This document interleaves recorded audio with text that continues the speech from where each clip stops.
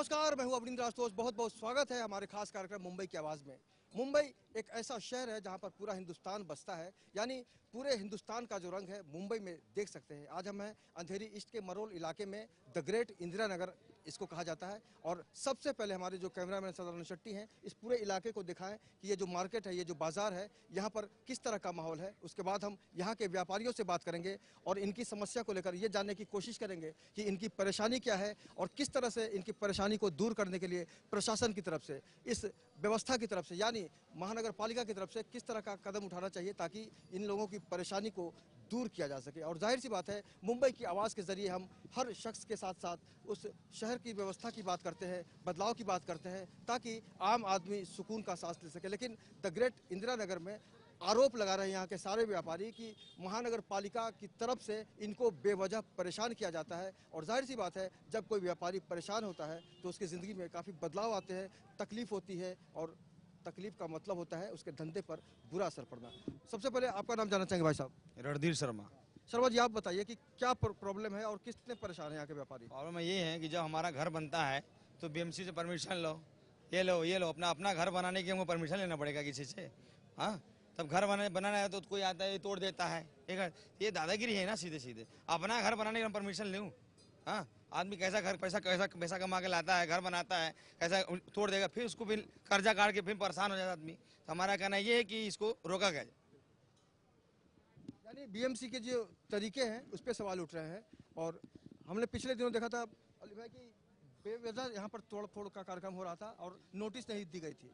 जी, यहाँ पे नोटिस जो दी गई, स्टॉप वर्क की नोटिस दी गई है। पुराने सारे स्ट्रक्चर हैं यहाँ पे बसे हुए हैं। बीएमसी ये कहती है कि हमारे अंडर में एरिया नहीं आती, लेकिन उसके बावजूद भी यहाँ पे डेमोलेशन होता है, दादागिरी होती है, पैसे की उगाही होती है। दलाल लोग मिलके, कुछ यहाँ बीएमसी के लोग हैं वो मिलके यहाँ पे पैसा भी लेते हैं, ऊपर से लोगों को सताते हैं। यहाँ सामने स्ट्रक्चर किसी भाई का बना हुआ है, वो भाइयों को जबरदस्ती सताया जा रहा है और तोड़ा जा रहा है।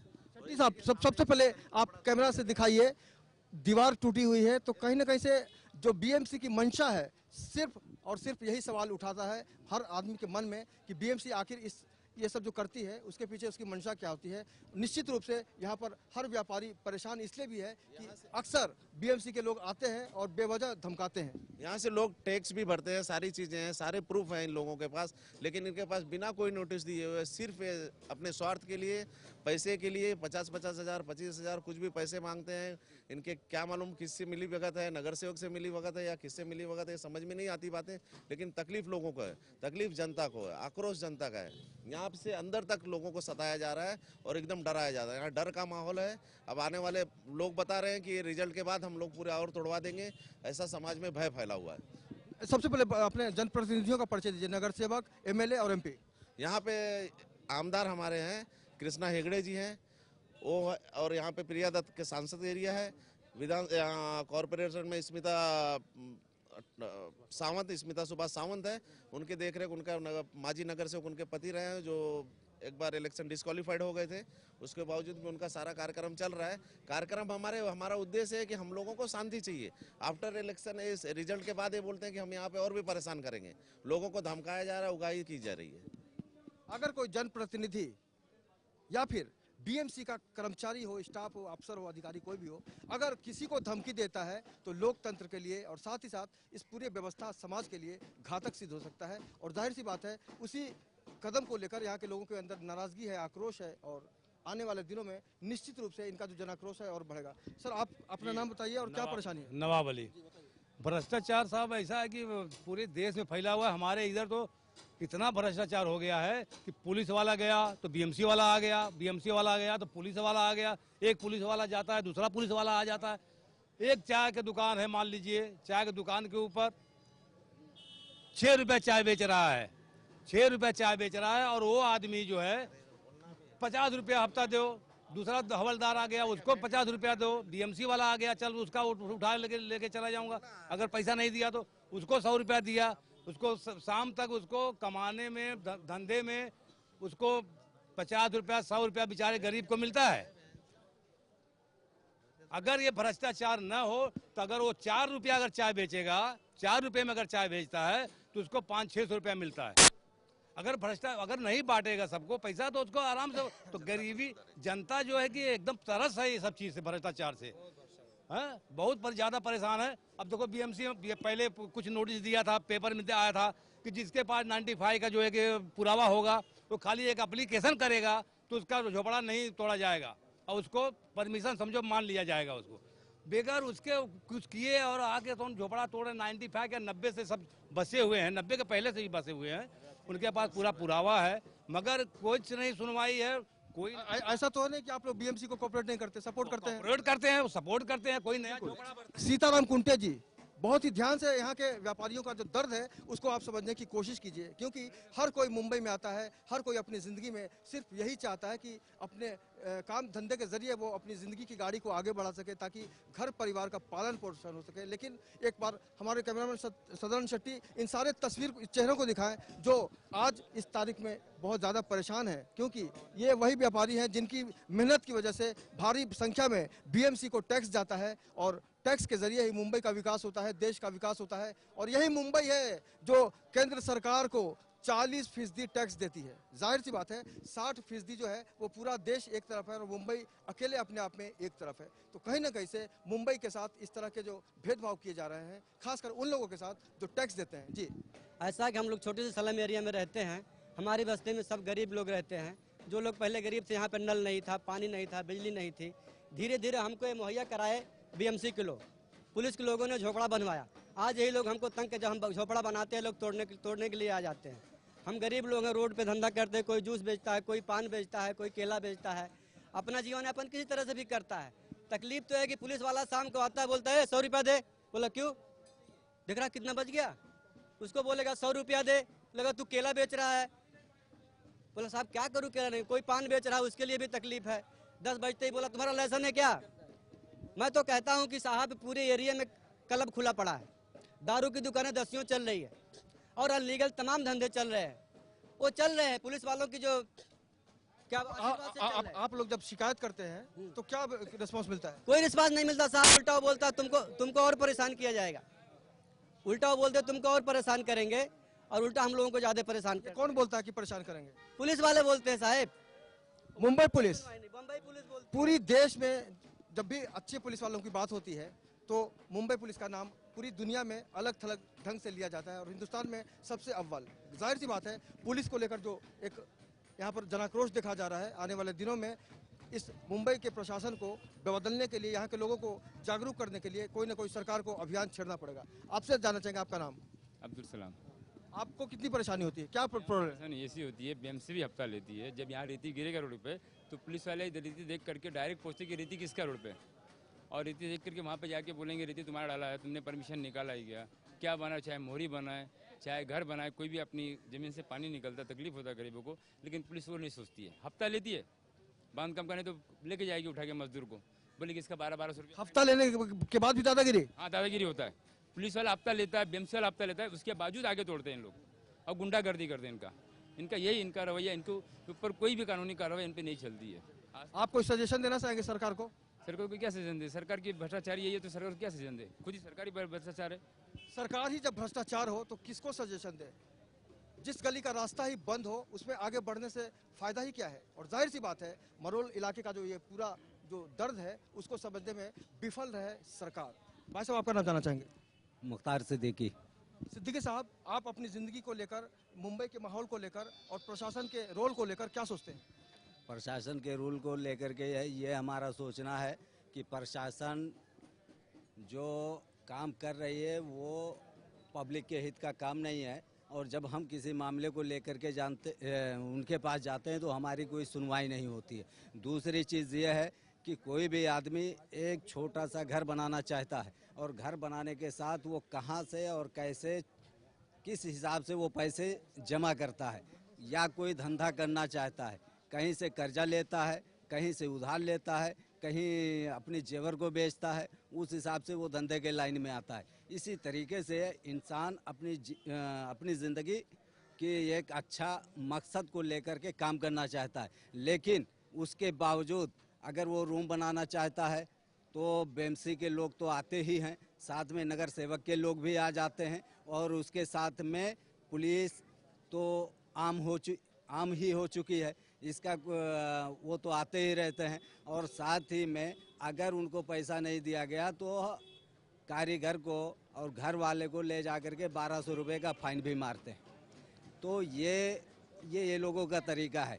और हमारे ये फेरी वाले हैं, इनके गाड़ियों को उठा करके ले करके जाते हैं और उसके बाद में ये पुलिस वाले आते हैं, अगर उनको रिश्वत ना दें तो उसको फाइन मारते हैं। ये आए दिन इस एरिया में। जाहिर सी बात है, इससे धंधे पे बहुत असर पड़ता होगा। जी, धंधे पे जब असर पड़ता है तो जिंदगी जो है ना हिलने डुलने लगती है। जी, मेरा वही मानना है कि जब तक ये भ्रष्टाचार साहब बंद नहीं होता है तब तक देश में गरीबी रहेंगे और गरीब होते जाएंगे।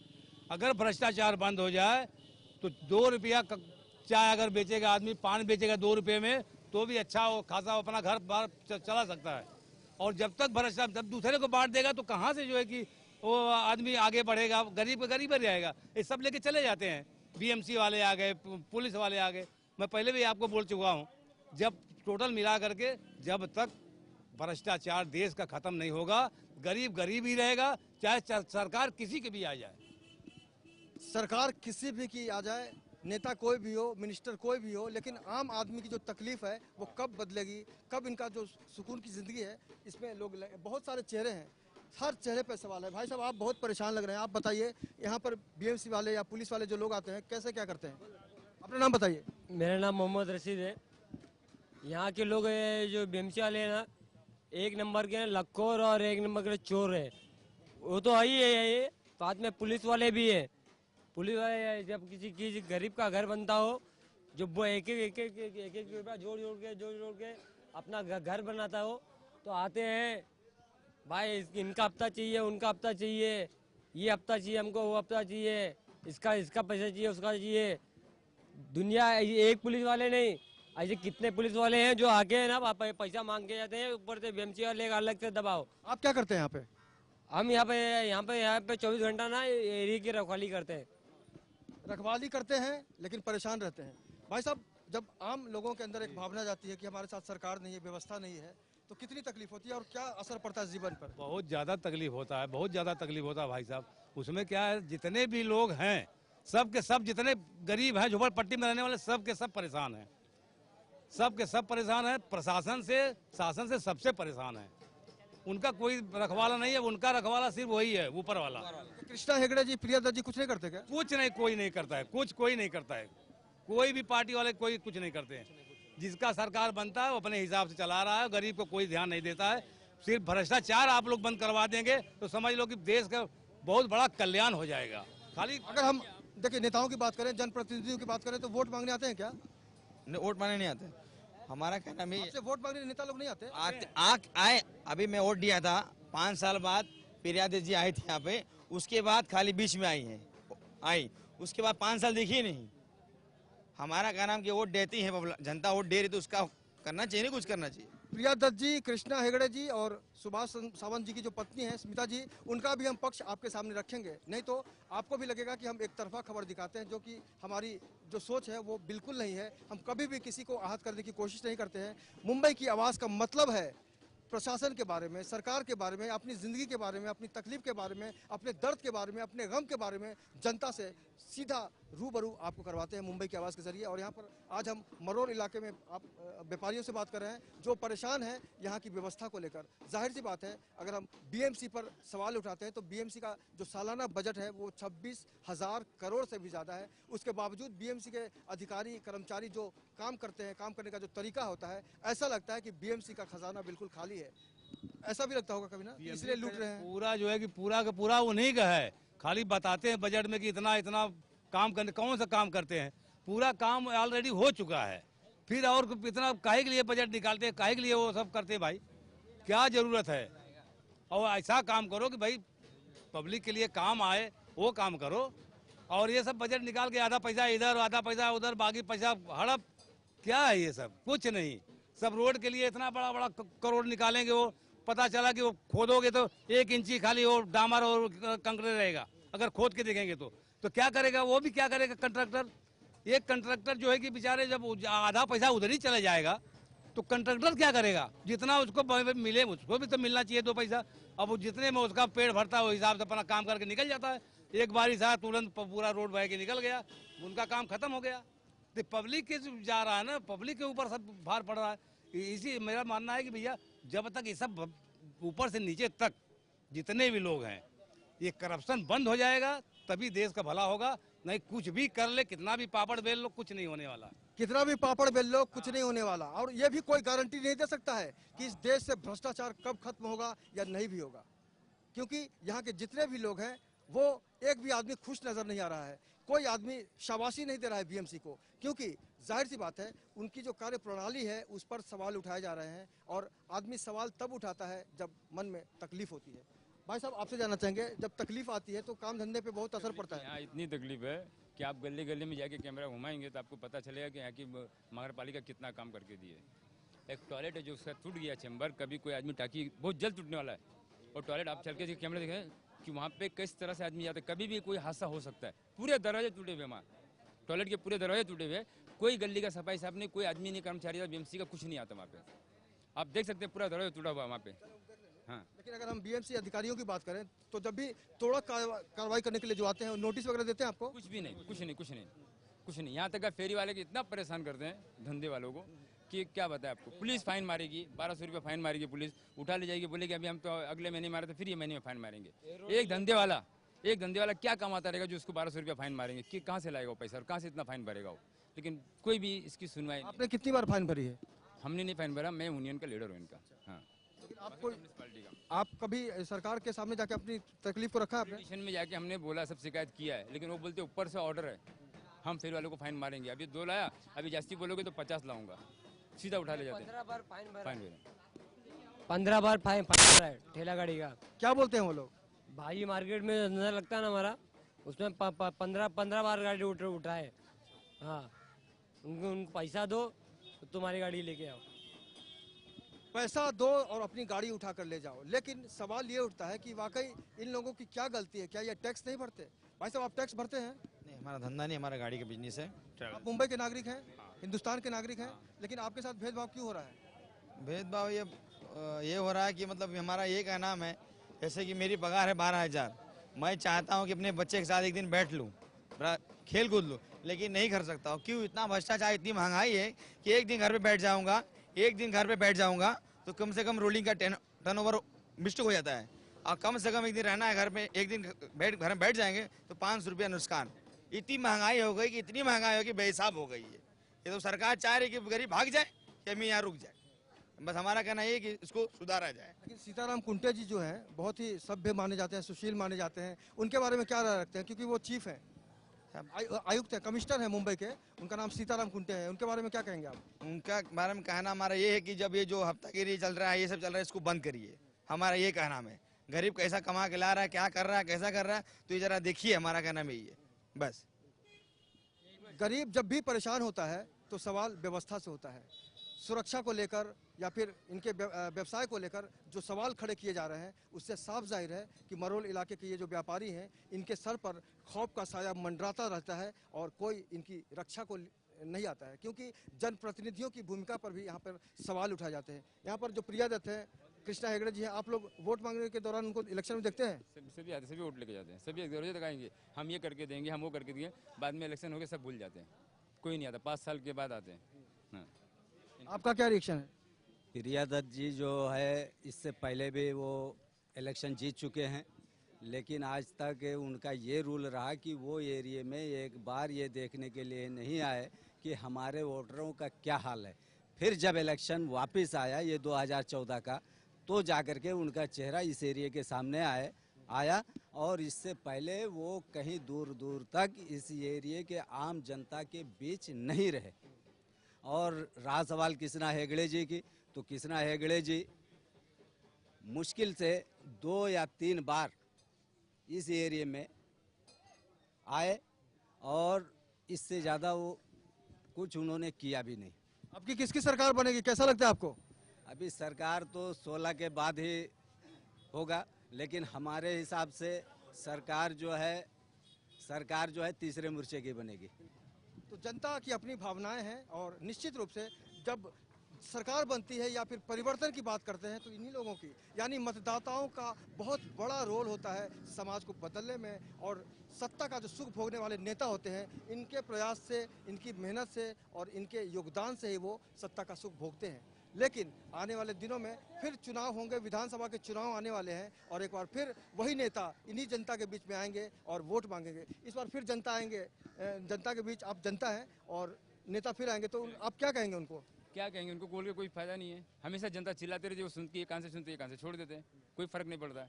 अगर फर्क पड़ा होता तब तक तरक्की होता देश का, उनको कुछ फर्क नहीं पड़ता, चाहे कितना भी चिल्लाओ। अभी वोट मांगने कोई आएगा तो क्या कहेंगे आप?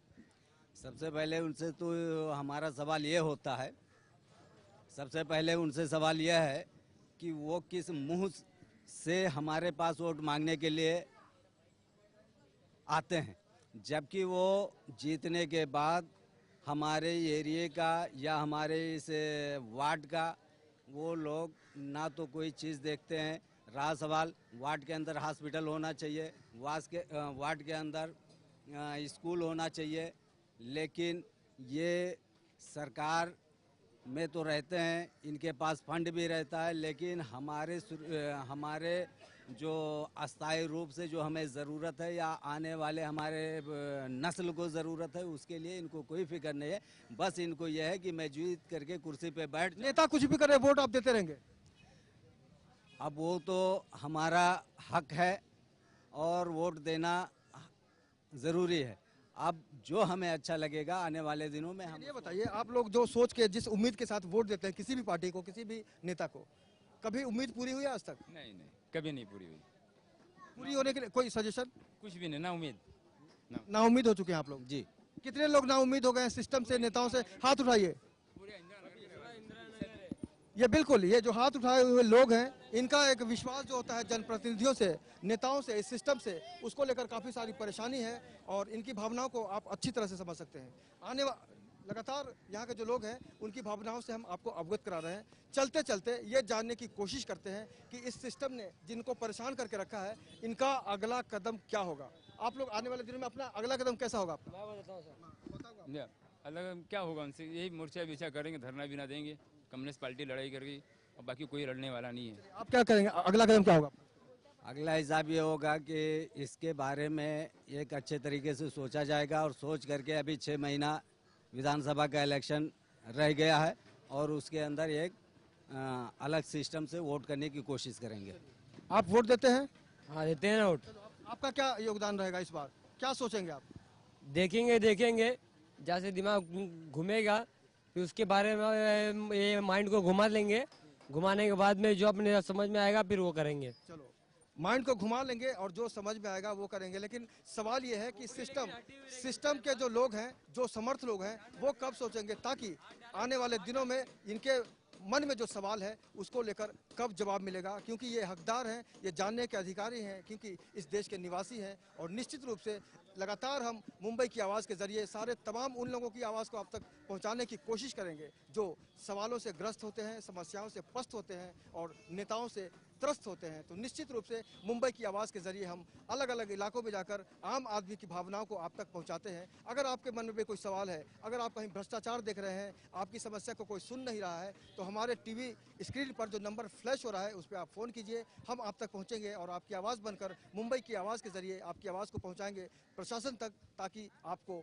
इंसाफ मिल सके। और यही प्रयास हमारा हमेशा रहता है कि आम आदमी की भावनाओं को एक मुकाम तक ले जाने में लेमन न्यूज़ की जो मुहिम है मुंबई की आवाज़, उसमें हमें सफलता मिले। आज हमारे कैमरामैन सदानंद शेट्टी के साथ मुझे यानी अवनींद्र आशुतोष को दीजिए इजाज़त। कल फिर मुलाकात होगी किसी अलग इलाके में, किसी अलग समस्या के साथ। तब तक नमस्कार।